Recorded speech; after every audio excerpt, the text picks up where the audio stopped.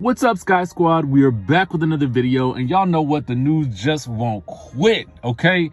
It's your boy DJ Richie Skye back with another video. Today we're talking about Kenya Moore. She's got some things to say about Garcelle and Nene and Porsha. Ooh, it's getting good.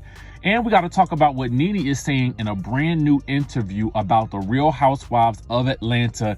You do not want to miss this. So be sure to subscribe to the channel, hit that notification bell button, and let's get down to business. First things first, let's go ahead and stage dive on into this Nene Leakes interview. So you guys know Jason Lee always gives some great interviews because you know he's gonna ask the tough questions. He's gonna ask the questions. So he is doing an interview with Nene Leakes. The preview is out right now. It will be out on Fox Soul tonight, okay? So you guys get your popcorn ready because it's about to be lit, okay? Now, in this preview, he's basically asking her about, you know, her absence on the show and what she feels like if they're trying to, you know, use these sort of scandalous headlines and storylines to fill the gap and the void that she has left on the show. And, you know, Nene's response is pretty much that, you know, having Housewives without her is kind of like having Destiny's Child without Beyonce. Okay, I was like, Nene Leakes, you better throw that shade, baby. You better throw that shade. Listen, that was such a great analogy. It's such an interesting analogy because for a lot of people, you know, Nene Leakes has become synonymous with Housewives of Atlanta.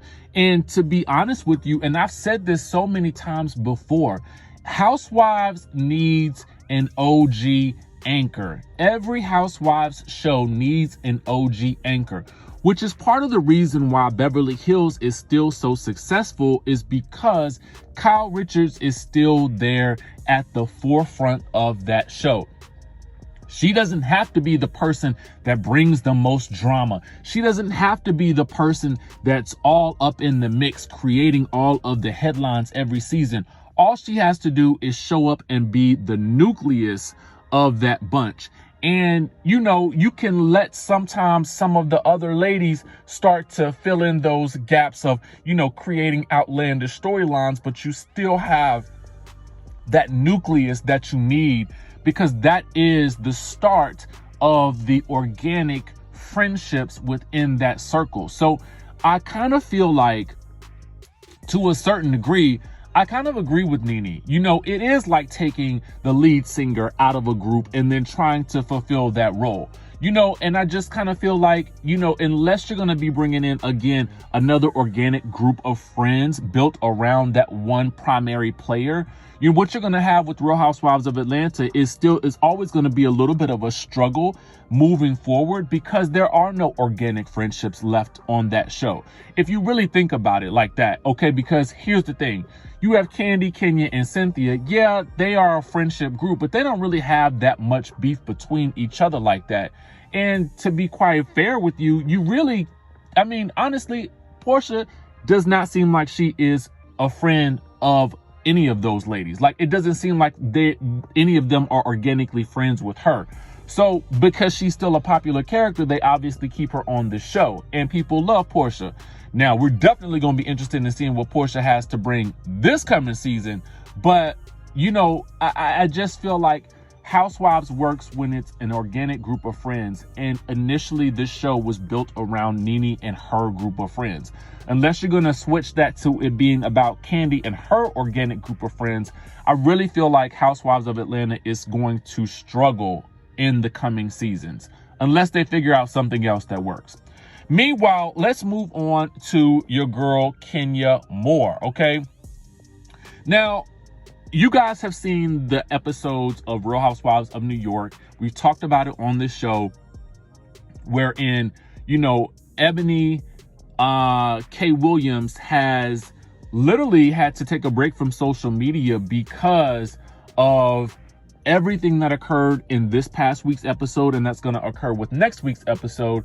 And they really got into the heated topics of race and education on the Real Housewives of New York City. Meanwhile, in Beverly Hills, you see Garcelle asking the tough questions of Kyle about whether or not, you know, Kyle brought up Garcelle allegedly not donating to the charity that she promised to donate because it was a race situation, i.e. Garcelle was explaining to Kyle that when you make an insinuation that a black woman can't pay, it feeds into a stereotype that black women don't pay for their bills, their checks, etc. Okay, so we had these conversations happening on these shows. Now, with all of that happening this week, you know, Kenya Moore has decided to throw her 2 cents into this mix. Okay, so she says this. She says, I don't think Kyle Richards calling out Garcelle about not paying her donation has anything to do with color. It's not a black or a white issue. It's a green issue. Let's not pull the race card every episode. They weren't cool at the time. Glad they talked it through. Hashtag Real Housewives of Beverly Hills. Now, I noticed that she tagged Kyle Richards, but she did not tag Garcelle, which I thought was very interesting because I feel like this. I mean, if you're going to call it out, let's call it out. I mean, let's really call out the person that you are talking about, who it's about specifically, so that person can be clued into the fact that there is a conversation happening about them, okay? Mind you, the way that conversation played out on the Real Housewives of Beverly Hills between Kyle Richards and Garcelle, I did feel like it was such a teachable moment for Kyle, for the audience, and I just felt like the way they worked through it was so phenomenal. It's interesting to me that there's any backlash with regards to how it played out on the screen. And I feel like those were Garcelle's feelings about what Kyle said. So I feel like you can't necessarily argue with that. But what's interesting is that Kenya Moore said it's not a black or white issue, it's a green issue. And to further that point, she also points out this fun fact. She says Nene never paid her $20K donation to the DPS fund TN, and PORSHA never paid her $5,000 donation to hashtag Black Man Lab. Both promised to pay on camera, neither actually paid. Hashtag facts. Hashtag Real Housewives of Beverly Hills at Bravo TV. Okay, so I noticed that she did tag PORSHA. Okay, she wasn't afraid to do that. But she did not tag Nene. Not sure if she probably can't because Nene probably blocked her on Twitter. Who really knows what the case may be between the two of them, because, you know, they don't have the best of history. Okay, so anyway, interesting facts.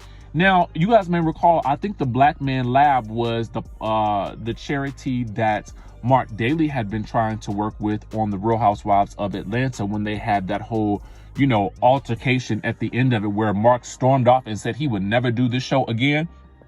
So interesting. I need to know what you guys' thoughts are about this. I mean, it just seemed like it came out of nowhere, out of the blue today. But not only that, oh no, she wasn't done. She was not done at all, okay? Basically, she also comes to Luann's defense about the education issue because Luann and Ebony K. Williams had a huge debate about race, education, and class on the Real Housewives of New York City.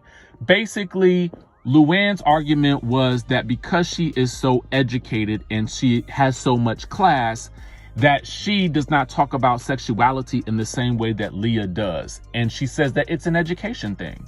So Ebony, in defense of Leah, basically says, well, I'm probably the most educated person at this table, meaning that she has more years of formal education and more degrees than the rest of the ladies, but she's still okay with talking about her sexuality with the best of them. That's basically what she was trying to say.